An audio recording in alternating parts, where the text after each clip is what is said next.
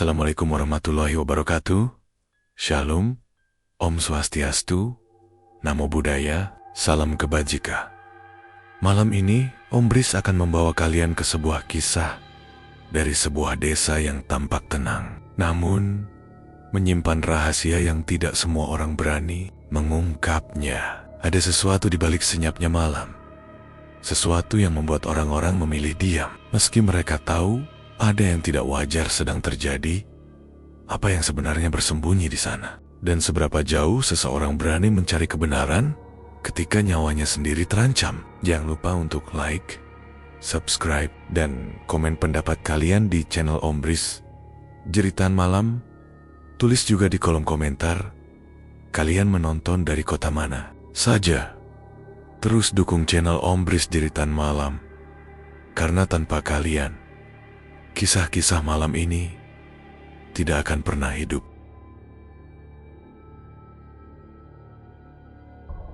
Alia menatap jalan berdebu yang membentang di depannya. Angin sore berhembus pelan, membawa bau tanah kering dan suara daun bambu yang saling bergesekan. Setelah menempuh perjalanan panjang, akhirnya ia tiba di desa Kalasrenggi, Sabua.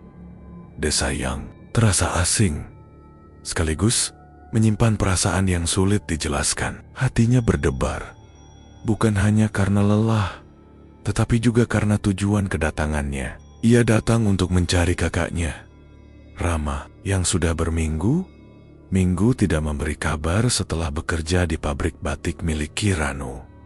Sebelumnya, Rama sempat menulis surat singkat. Isinya sederhana, hanya bercerita bahwa ia mendapat pekerjaan baru di desa ini. Alia ingat betul bagaimana kakaknya terdengar gembira. Namun, setelah itu, tidak ada lagi berita. Panggilan tidak terjawab, surat balasan tidak pernah datang. Hingga akhirnya, orang tua mereka meminta Alia untuk mencarinya. Sebagai seorang santri yang terbiasa dengan perjalanan dan belajar mandiri, ia menerima amanah itu tanpa ragu. Sesampainya di Kalasrenggi, suasana desa terasa berbeda dari yang ia bayangkan. Rumah-rumah penduduk tampak sepi, meski matahari belum sepenuhnya tenggelam. Beberapa orang yang ia temui di jalan hanya sekadar menunduk, lalu cepat-cepat berlalu tanpa menyapa. Alia merasa seolah ada sesuatu yang sengaja disembunyikan. Malam itu, ia menumpang di rumah seorang warga bernama Bu Ratri. Perempuan parubaya itu menyambutnya dengan ramah, meski raut wajahnya terlihat cemas sejak awal. Dari Bu Ratrilah, Alia mulai mendengar cerita-cerita aneh. Katanya, bukan hanya Rama yang hilang, tetapi sudah ada beberapa orang sebelum itu yang juga tidak pernah kembali setelah bekerja di pabrik batik Kiranu. Orang-orang di sini tidak berani banyak bicara, ujar Bu Ratri lirih sambil menutup jendela.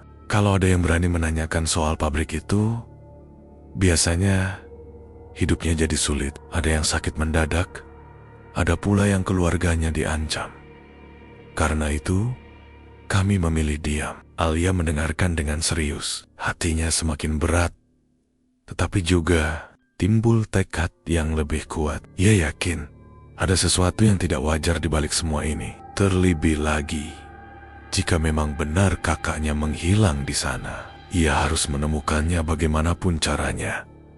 Keesokan harinya, Alia memberanikan diri untuk mendekati pabrik batik Kiranu. Dari luar, bangunan itu tampak megah, jauh lebih besar dibandingkan rumah-rumah penduduk sekitar. Halamannya luas, dikelilingi pagar tinggi dengan pintu besi yang selalu terkunci. Yang membuat bulu kuduk Alia merinding adalah suasana di sekitarnya. Tidak ada pekerja yang terlihat, tidak ada suara alat batik, tidak ada aktivitas sama sekali. Padahal pabrik itu dikenal sebagai sumber penghidupan utama desa. Alia berusaha bertanya kepada beberapa penduduk yang kebetulan ia temui. Namun, jawabannya selalu sama. Mereka hanya menggeleng, lalu buru-buru pergi. Bahkan ada yang langsung menutup pintu rumah ketika melihat Alia mendekat. Seakan-akan pabrik itu adalah sesuatu yang terlarang untuk dibicarakan. Siang itu, ketika ia duduk di warung kecil, seorang pemuda mendekatinya diam-diam. Ia memperkenalkan diri sebagai Arif, anak dari salah satu mantan pekerja pabrik. Dengan suara berbisik, Arif memberitahu bahwa terakhir kali Rama terlihat, ia masuk ke bagian gudang pabrik untuk mengangkut barang. Setelah itu, tidak ada yang pernah melihatnya keluar. Banyak orang hilang dengan cara yang sama, kata Arif sambil menunduk. Mereka masuk gudang, lalu tidak pernah terlihat lagi. Orang-orang di sini tahu, tapi takut bicara. Kiranu terlalu berkuasa. Alia merasakan hawa dingin merambat di punggungnya. Gudang itu seolah menyimpan rahasia besar yang menakutkan. Ayah ingin segera ke sana, tapi tahu tidak bisa gegabah. Ia hanya seorang diri, dan jelas tidak mungkin menghadapi bahaya tanpa persiapan. Malam itu, Alia duduk di kamar kecil yang disediakan Bu Ratri. Di bawah cahaya lampu minyak, ia menulis surat kepada gurunya, Ustadz Maulana. Dalam surat itu, ia menceritakan keadaan desa, cerita tentang orang-orang yang hilang, dan bagaimana kakaknya terakhir kali terlihat di gudang pabrik. Alia meminta izin sekaligus bimbingan. Ia percaya, meski gurunya jauh di pesantren, doa dan nasihat beliau akan menjadi penguat hati dalam menghadapi cobaan ini. Setelah selesai menulis, Alia menutup surat itu dengan rapi dan berjanji akan mengirimkannya besok pagi melalui pos desa. Hatinya sedikit tenang karena ia merasa tidak sepenuhnya sendirian. Ia masih punya guru yang selalu mengingatkannya agar tidak meninggalkan doa dalam setiap langkah. Namun, malam itu juga Alia tidak bisa tidur nyenyak. Di luar jendela, suara-suara aneh terdengar samar. Ada suara ranting patah, lalu bisikan yang sulit ditangkap maknanya. Kadang terdengar seperti orang memanggil namanya, tetapi saat ia mencoba memastikan, hanya ada kesunyian. Bu Ratri juga sempat bangun karena mendengar suara ketukan di pintu. Padahal, ketika dibuka, tidak ada siapa-siapa. Semua itu membuat Alia semakin yakin bahwa desa Kalasrenggi bukan desa biasa. Ada sesuatu yang gelap bersemayam di sana, dan pabrik batik Kiranu menjadi pusat dari segala misteri itu. Dengan hati yang penuh doa, Alia memutuskan bahwa ia harus terus mencari kebenaran. Apapun yang menanti, ia tidak akan pulang sebelum menemukan kakaknya. Alia akhirnya mendapat jalan untuk bisa masuk lebih dekat ke pabrik batik Kiranu melalui bantuan Bu Ratri. Ia diperkenalkan kepada seorang pengawas toko batik yang berada di depan pabrik. Toko itu tidak sebesar bangunan utama, namun cukup ramai, dikunjungi orang luar desa yang membeli batik. Jadi, Alia diterima bekerja sebagai penjaga toko dengan alasan ingin belajar keterampilan membatik sekaligus membantu menjual kain. Dalam hatinya, ini adalah kesempatan besar. Dengan bekerja di sana, ia bisa mengamati lebih dekat tanpa menimbulkan curiga. Hari-hari pertama terasa biasa saja. Alia bertugas menyusun kain, melayani pembeli, dan membersihkan ruang pameran. Namun, semakin lama, ia mulai memperhatikan pola yang janggal. Setiap kali ada pesanan besar datang dari luar kota, selalu saja sehari sebelumnya ada pekerja yang hilang. Awalnya, ia mengira itu kebetulan. Tetapi setelah ia mencatat, kejadian itu berulang. Lebih dari sekali. Setiap pesanan dalam jumlah besar seperti menjadi tanda bahwa akan ada satu nyawa yang lenyap.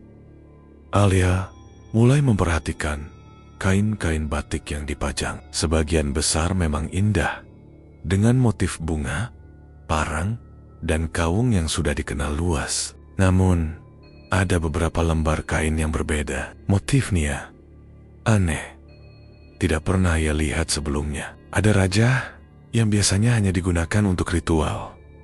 Angka Jawa yang terjalin seperti kode. Bahkan, gambar menyerupai wajah manusia dengan ekspresi meringis, seolah sedang menahan rasa sakit. Alia bergidik ketika pertama kali menyentuh kain itu. Permukaannya terasa dingin berbeda dari kain lain yang hangat oleh pewarna alami.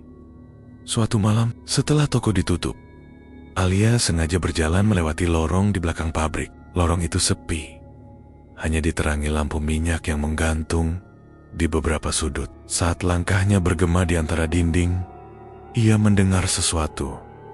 Bisikan, suaranya tidak jelas. Seperti banyak orang berbicara sekaligus, namun tidak ada satupun kata yang dapat ditangkap. Rambut di tengkuknya berdiri. Semakin ia melangkah, bisikan itu semakin jelas, hingga terdengar seperti erangan orang kesakitan. Alia buru-buru berbalik, meninggalkan lorong dengan tubuh gemetar. Sejak malam itu, tidurnya tidak lagi tenang. Ia sering bermimpi melihat Rama berdiri di depan pintu gudang dengan wajah pucat. Kakaknya memanggil, tetapi tidak ada suara keluar dari mulutnya. Kadang, mimpi itu berubah menjadi ngeri. Tubuh-tubuh pekerja menggantung di antara kain batik. Wajah mereka tertanam di dalam motif yang menyeramkan. Alia terbangun dengan keringat dingin. Jantung berdebar kencang. Bahkan ketika terjaga, ia beberapa kali melihat bayangan samar di sudut toko, atau mendengar langkah kaki, padahal tidak ada siapapun. Suatu sore, saat sedang melipat kain, seorang pekerja tua mendekatinya. Lelaki itu dikenal pendiam, jurang, terlibat percakapan dengan siapapun. Namun kali ini, ia menatap Alia lama, lalu berkata dengan suara rendah, "Kamu tidak seharusnya ada di sini." Alia terdiam, lalu memberanikan diri bertanya, apakah ia tahu sesuatu tentang pekerja yang hilang. Lelaki tua itu menarik napas panjang, matanya berkaca-kaca. Ia lalu bercerita tentang sebuah legenda yang sudah lama beredar di Kalasrenggi. Meski jarang ada yang berani menyebutnya, orang sini menyebutnya Nyai Kandrik. Ucapnya, makhluk gaib yang bisa memberi kekayaan tanpa batas. Tapi ada syaratnya. Tumbal manusia, jiwa-jiwa itu ditukar dengan kejayaan. Itulah sebabnya banyak yang hilang. Mereka bukan sekadar lenyap, tapi dikorbankan. Alia terdiam mendengar cerita itu. Semua kepingan aneh yang ia lihat mulai tersambung. Pesanan besar dari luar kota, pekerja yang hilang. Motif batik dengan wajah meringis, semua itu terasa masuk akal. Jika benar ada perjanjian gelap yang mengikat Kiranu dengan makhluk gaib. Gudang, itu tempat Nyai Kandrik bersemayam. Lanjut lelaki tua itu dengan suara hampir berbisik. Siapapun yang masuk tanpa izin tidak akan pernah kembali. Setelah berkata demikian, ia pergi begitu saja, meninggalkan Alia dengan rasa takut bercampur penasaran. Hatinya diliputi dilema. Di satu sisi, ia takut menghadapi sesuatu yang bahkan hanya disebut namanya saja membuat orang ketakutan. Di sisi lain, ia tahu kakaknya mungkin menjadi salah satu korban. Jika ia berhenti sekarang, maka semua yang sudah ia lakukan akan sia-sia. Malam berikutnya, bisikan di lorong kembali. Kali ini lebih jelas, seperti suara perempuan yang melantunkan tembang Jawa kuno. Nada itu begitu sendu, namun terasa menusuk dada. Alia menutup telinganya, tapi suara itu tetap masuk. Ia berlari menuju kamarnya, menyalakan lampu minyak, lalu membaca dodoa yang diajarkan gurunya. Baru setelah itu bisikan mereda. Alia semakin yakin bahwa pabrik batik Kiranu bukan hanya tempat kerja biasa. Di dalamnya ada sesuatu yang kelam, sesuatu yang tidak bisa dijelaskan dengan logika semata. Ia tahu bahaya semakin dekat, tetapi tekad untuk menemukan Rama membuatnya bertahan. Meski hatinya diliputi ketakutan, Alia berjanji pada diri sendiri, ia akan mencari jalan masuk ke gudang itu. Apapun yang menanti, ia harus menemukan kebenaran. Karena hanya dengan begitu, ia bisa membawa pulang kakaknya, atau setidaknya mengetahui nasibnya. Beberapa hari bekerja di toko batik membuat Alia semakin berani. Ia tidak lagi hanya mengamati dari jauh. Diam-diam, ia mencari jalan menuju bangunan utama yang selama ini dijaga ketat. Kesempatan itu datang saat malam hari. ketika sebagian lampu dipadamkan dan para pekerja sudah pulang. Alia mengikuti lorong kecil di belakang toko, lalu menemukan pintu kayu yang setengah tertutup. Tanpa pikir panjang, ia masuk dan menyusuri jalan gelap yang berbau lembab.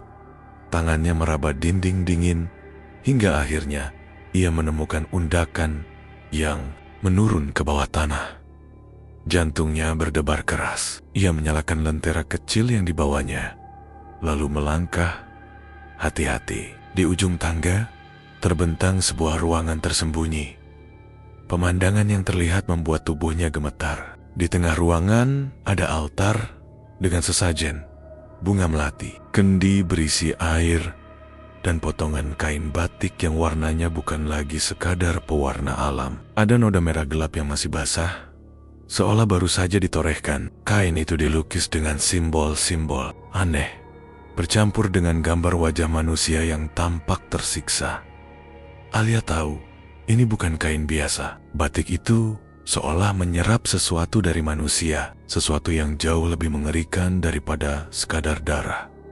Saat sedang memperhatikan, ia mendengar suara langkah dari atas. Alia buru-buru bersembunyi di balik dinding. Dari celah kecil, ia melihat sosok Kiranu masuk. Pria itu berdiri di depan altar, lalu berbisik dengan suara lirih yang membuat bulu kuduk Alia merinding. Kata-katanya terdengar seperti mantra, bercampur dengan bahasa yang tidak ia mengerti. Setelah itu, Kiranu menyalakan dupa dan menatap lurus ke kain batik bermotif darah, seolah sedang berbicara dengan sesuatu yang tidak terlihat.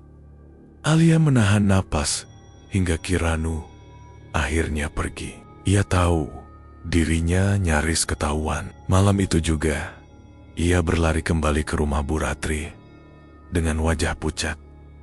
Keesokan harinya, Kiranu mendatangi toko. Wajahnya tampak ramah, namun sorot matanya tajam. Ia mendekati Alia sambil berkata, "Kamu rajin sekali bekerja. Orang luar biasanya tidak betah di sini. Jangan terlalu banyak berjalan ke tempat yang bukan urusanmu. Desa ini punya aturan sendiri." Nada ucapannya halus, tetapi Alia merasakan ancaman jelas di balik kata-kata itu. Ia menunduk dan hanya menjawab singkat. Namun sejak saat itu, ia sadar bahwa Kiranu sudah mulai curiga. Satu langkah salah saja bisa membuat dirinya bernasib sama seperti para pekerja yang hilang.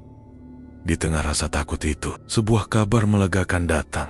Ustadz Maulana, guru yang selalu ia hormati, akhirnya tiba di Kalasrenggi. Beliau datang diam-diam tanpa banyak diketahui penduduk. Saat bertemu, Alia langsung menceritakan semua yang ia lihat, termasuk ruangan bawah tanah dan batik bermotif darah. Ustadz Maulana mendengarkan dengan tenang, lalu menasihati Alia agar tetap sabar. Beliau memberikan perlindungan sederhana, dizikir yang harus terus dibaca, doa ruqyah ringan, serta sebotol air yang sudah didoakan. Kekuatan mereka besar, kata Ustaz Maulana. Tapi ingat, perlindungan dari Allah jauh lebih kuat. Jangan pernah lengah. Kau datang ke sini bukan hanya untuk mencari kakakmu, tapi juga untuk melawan kebatilan. Malam itu, Alia tidur dengan sedikit tenang karena merasa tidak lagi sendirian. Namun, ketenangan itu tidak bertahan lama. Dalam tidurnya, ia mendapat mimpi yang begitu nyata. Ia melihat Rama duduk di sebuah ruangan gelap dengan tangan terikat. Wajahnya pucat, tetapi matanya masih hidup. Kakaknya berbisik lirih, "Aku masih di sini, Alia. Mereka menungguku untuk tumbal terakhir." Alia terbangun dengan air mata mengalir. Ia yakin mimpi itu bukan sekadar bunga tidur. Itu adalah petunjuk. Rama masih hidup, tetapi waktunya hampir habis. Jika benar ia dijadikan tumbal terakhir, maka pengorbanannya akan menyempurnakan kekayaan Kiranu untuk selamanya. Hari-hari berikutnya, suasana di pabrik semakin mencekam. Alia merasakan hawa berat setiap kali melewati lorong menuju gudang. Bisikan semakin sering terdengar, kadang bercampur dengan tangisan perempuan. Bahkan, Beberapa pekerja mulai sakit tanpa sebab. Wajah mereka pucat dan tubuhnya lemah. Puncaknya terjadi pada suatu malam. Alia yang sedang berjaga di toko mendengar suara tangisan keras dari arah pabrik. Tangisan itu berubah menjadi jeritan, memilukan, lalu hening. Beberapa warga berlari keluar rumah, namun segera kembali masuk, menutup pintu rapat-rapat. Tidak ada yang berani mencari tahu. Keesokan paginya, terdengar kabar bahwa salah satu pekerja perempuan menghilang. Alia menggenggam erat botol air doa yang diberikan gurunya. Ia tahu waktunya semakin singkat. Setiap tumbal yang diambil membuat kekuatan Kiranu bertambah, dan pengorbanan terakhir akan segera dilakukan. Jika benar Rama yang dipilih, maka itu berarti akhir dari segalanya. Di dalam hatinya, Alia bersumpah tidak akan membiarkan itu terjadi. Ia harus menemukan jalan untuk menyelamatkan kakaknya, meski harus berhadapan langsung dengan kekuatan gelap yang selama ini menakutkan seluruh desa. Malam purnama akhirnya tiba. Udara di Kalaserenggi terasa berat, seolah seluruh desa sedang menahan napas. Alia bersama Ustadz Maulana berangkat dengan hati berdebar. Mereka menyusuri lorong yang sudah dikenali Alia, menuju ruangan bawah tanah, tempat altar berada. Lentera kecil yang dibawa hanya memberi cahaya redup, namun cukup untuk menunjukkan jalan. Begitu pintu kayu terbuka, aroma dupa bercampur darah langsung menyergap. Mereka menuruni tangga perlahan hingga tiba di ruangan yang selama ini menyimpan misteri. Kali ini suasananya berbeda. Di tengah lingkaran simbol batik gaib, Rama terbaring lemah. Tubuhnya diikat dengan kain bermotif wajah meringis. Matanya sayu, bibirnya bergetar seperti ingin memanggil. Di hadapan Rama berdiri Kiranu. Wajahnya tidak lagi terlihat seperti manusia biasa. Matanya merah menyala. Kulit tubuhnya mengelupas dan menghitam, seolah sedang membusuk. Dari mulutnya keluar suara parau bercampur tawa menyeramkan. Ia memegang selembar kain batik yang penuh dengan simbol-simbol, lalu mengangkatnya tinggi di depan altar. Akhirnya tumbal terakhir siap diberikan. Ujarnya dengan suara menggema. Seketika udara di ruangan berubah dingin. Dari kegelapan, sosok lain muncul. Nyai Kandrik menampakkan wujudnya. Rambutnya panjang menjuntai sampai lantai. Matanya putih tanpa bola. Wajahnya penuh keriput. Namun auranya memancarkan kekuatan yang membuat Alia hampir tidak bisa berdiri. Selendang batik yang melilit tubuhnya bergerak seperti ular, mendesis, siap melilit siapa saja yang menghalangi. Ustaz Maulana segera maju, berdiri di depan Alia sambil mengangkat tangan. Dengan suara tegas, beliau mulai membaca ayat-ayat suci. Getaran suaranya memenuhi ruangan, memecah hawa gelap yang mengurung. Nyai Kandrik menjerit, dan dari arah dinding, lembaran-lembaran batik bergerak sendiri, terbang seperti memiliki nyawa. Kain-kain itu melayang lalu menjerat, mencoba membungkam bacaan doa. Alia menahan napas melihat pemandangan itu. Batik-batik itu seolah menjadi makhluk hidup, mengibas, melilit, bahkan menjerumuskan dirinya ke tanah. Ia berusaha menepis dengan tangan, namun kain itu terus datang. Dengan cepat, ia mengingat botol air doa yang diberikan gurunya. Ia memercikan sedikit ke udara. Begitu air menyentuh batik, kain itu langsung menghitam dan jatuh ke tanah seperti abu. Sementara itu, Kiranu semakin keras melantunkan mantranya. Tubuhnya bergetar, matanya menatap ke langit-langit, seakan memanggil sesuatu. Nyai Kandrik semakin besar, tubuhnya membelok, rambutnya melayang-layang, selendang batiknya menghantam. Chaos segala era. Ustadz Maulana tidak berhenti. Suaranya semakin lantang, meski batik-batik terus menghantam tubuhnya. Di tengah kekacauan itu, Alia melihat Rama masih berusaha bergerak. Tanpa ragu, ia berlari menerobos lingkaran simbol. Meski tubuhnya dihantam hawa, panas dan dingin sekaligus, Tangannya gemetar saat memercikan air doa ke tubuh kakaknya. Begitu tetesan pertama jatuh, ikatan batik di tubuh Rama mengeluarkan asap hitam dan terlepas sedikit demi sedikit. Rama mengerang, tapi matanya mulai terlihat sadar. Nyai Kandrik menjerit marah, lalu melayang ke arah Alia. Selendangnya bergerak cepat, hampir melilit lehernya. Namun Ustadz Maulana menahan dengan bacaan doa yang lebih keras. Hawa panas terasa membakar kulit, tapi doa itu membuat selendang terhenti sesaat. Alia memanfaatkan kesempatan itu. Ia menuangkan sisa air doa ke altar yang penuh sesajen.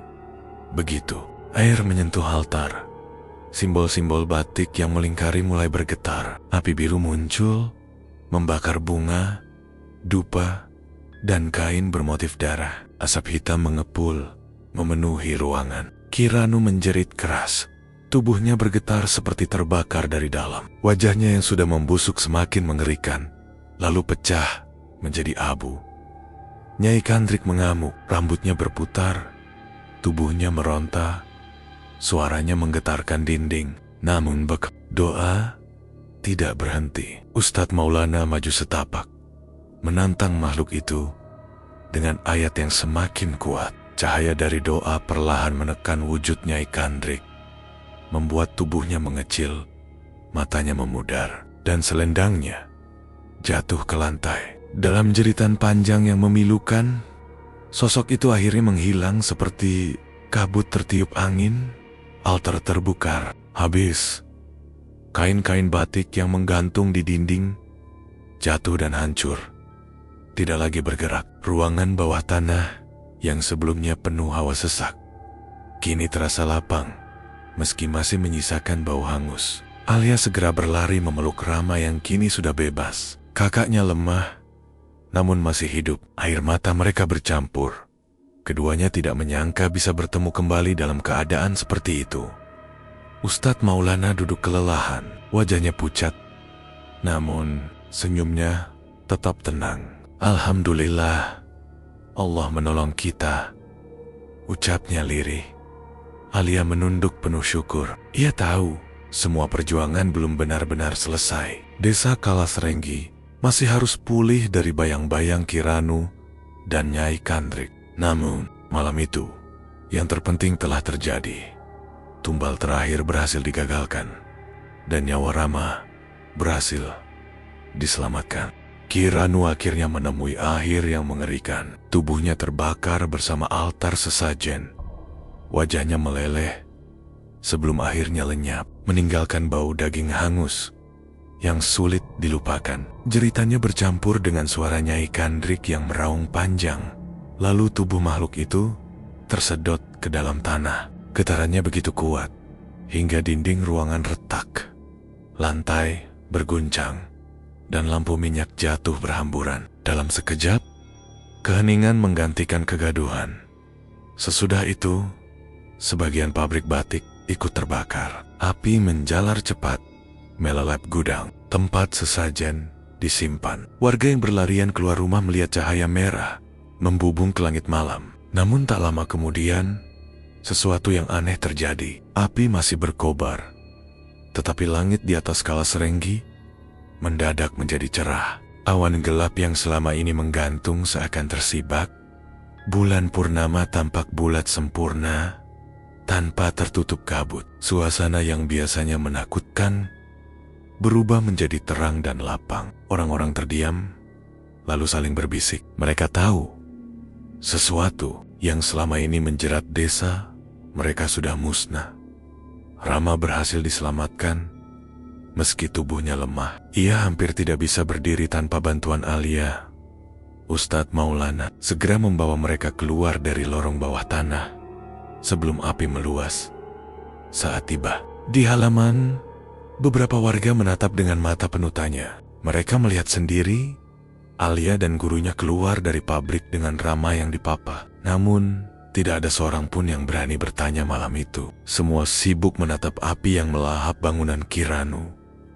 Keesokan harinya, kabar tentang kejadian itu menyebar ke seluruh desa. Orang-orang berdatangan melihat sisa pabrik yang hangus sebagian. Tidak ada lagi tanda-tanda Kiranu.